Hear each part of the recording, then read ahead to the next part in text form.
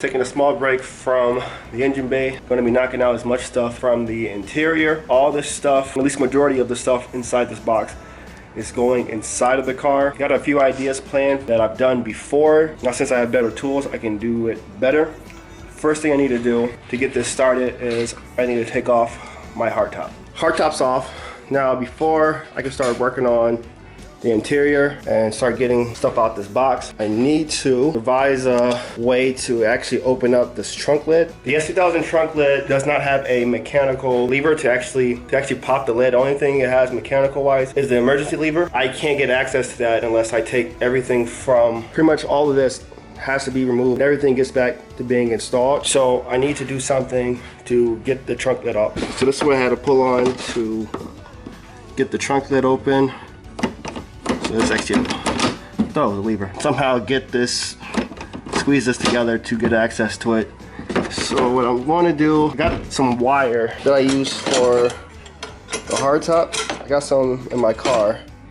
And my plan is to wrap it around this and then fish it through either the passenger side or the driver's side, doesn't really matter. By doing that, I should be able to pull on the wire, or the trunk should pop open. So I got this mess of wire right here.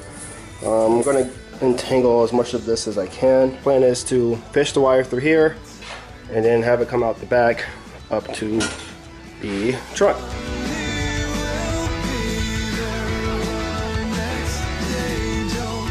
What I'm doing was fishing that wire through that little slot and then fished it all the way through so it can grab the lever, and then when I pull on it, it goes. So that's done. So now that I have access to my trunk lid, you never know, pop it again.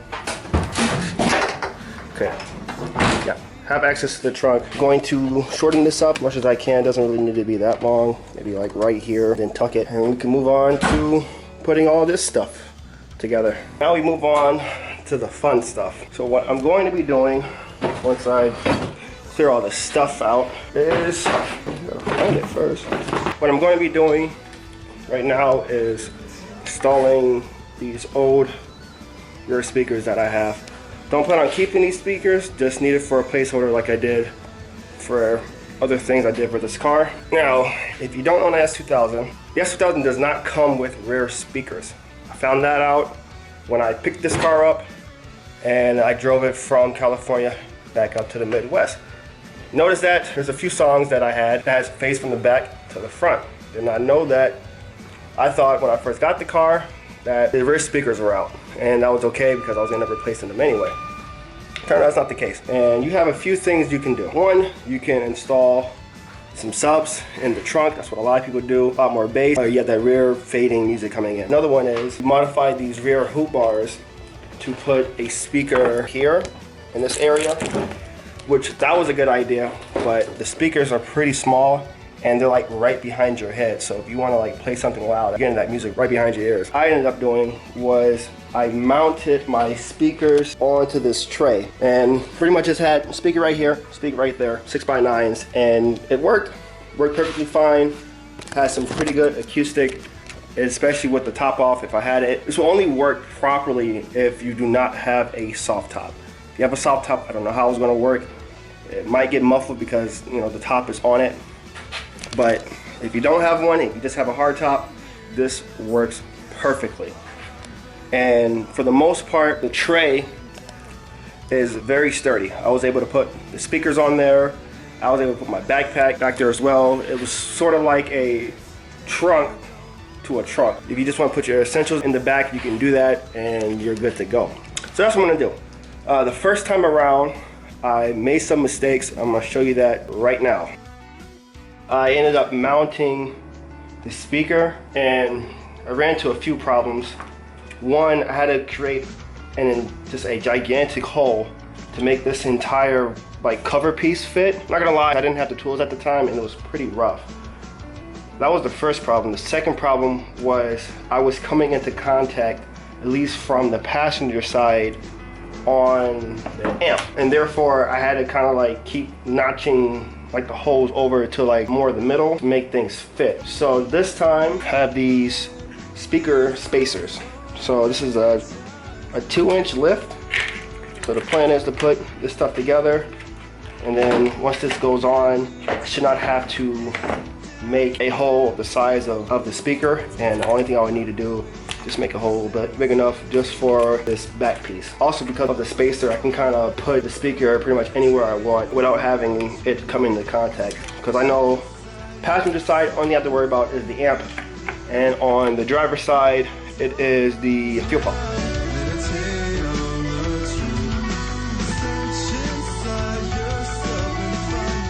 It is done. The holes have been drilled, and by the looks of it, it's straight. I mean, this section is pretty good. Move on. Same thing. I was using this measuring tape, a decent reference on how far the speakers are. From here, it's like 3 inches, and hopefully this should be 3 inches. So, yep, it's a pretty good spot. Two, don't really have to move it that much. Kind of hard to gauge this top part from here, but that much to be done. We got the spacers on. I did have a little trouble on the underside. Some of these spots have like ridges on them, so I had to take my Dremel tool and kind of flatten them out so the nut can go on without having any problems. I did get kind of crazy on this part a little bit. The Dremel got sort of out of my hand and took some of the sound deadening off, but that's not a big deal. Now I'm going to grab the speakers and mount them. I'm going to cut out the hole for the bass part, and we should be done with the speakers after that. I'm working on the first side, made a big rectangle, and I'm just going to round it out using this Dremel bit. I get those sides rounded out so it can fit in flush.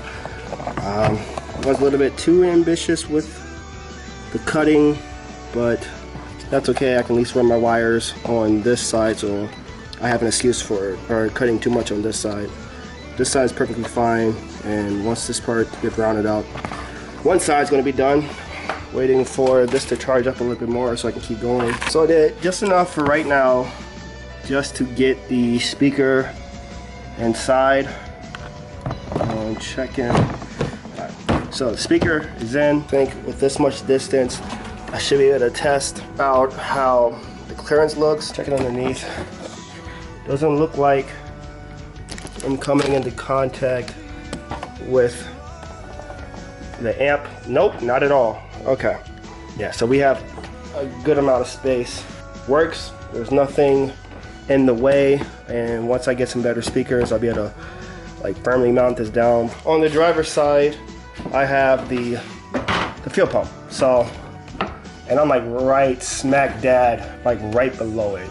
This one's gonna be tricky. So I need to clear this section of it, which is about an inch worth of clearance that this needs to clear for the driver's side.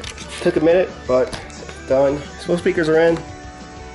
This one I gotta push off a little bit to the right side, and it is clearing. I don't know if you can hear this, but that's my hand, like my hand touching the bottom, and yep, clearance on both sides. I'm kind of happy with this one. I will say the last time I did this, it was pretty rough. You can see the messed up cuts that I did.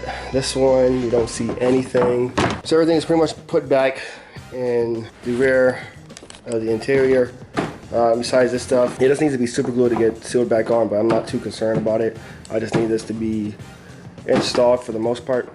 Next up, I'm going to start removing seats again and redoing how they are mounted, because I think this one's on a slider and it kind of raises the seat up, and this one isn't, but I can't get to the bolts on one of the rear. So I'm gonna take them both out and do some grinding. Well, the problem I'm running into with the brackets, I'm not able to get access to the rear bolts. I think what I have to do is unbolt the seat rail and then grind off where the seats gets mounted to and notch it a little bit forward so I can get access to the rear of the seats. Our bracket and rails are off.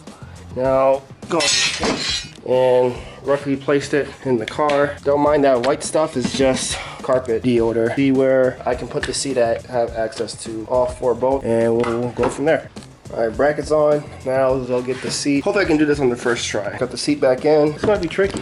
Even right now as it sits, I have no way to get that. Now, worst case scenario, this doesn't work. Now I'll just upgrade and go to the side mount rail. I have to figure out how to get access to the rear. So even right now, it's not mounted to anything. It sits pretty low. If I can do this, this is going to save me a little bit of money. I think I'm going to do the cuts. This hole, this one on the opposite side, maybe the middle one on both sides, and that should give me enough clearance. Good news, I only had to notch one side. Actually, take that back. I do have to notch this side just a little bit, not too much. Got more clearance. Everything else was able to bolt up perfectly fine. So I'm gonna start unbolting this again and notch that back, and then put this back in the car and see where it fits. Okay, so driver's side seat is good. It's not moving on me. If I can close the door, it's a pretty good position to be in. I was worried about how those bolt holes were going to be. If I was going to shift the seat either to the left or the right, but it's in the middle. I'm able to put on the pedals, no problem. Fuel toe if I need to. Handbrake is accessible. Gear shift is right there, and it's a lot lower. How the original mount plus the seat row was set up, I think I was sitting up maybe like right here, maybe like an extra inch or 2 up. It's when I was road tripping this car, because I was sitting up so high, like my leg was getting fatigued very quickly. But here, because it's a lot lower, it's a lot less effort on my lower body to keep my legs up. So this is good.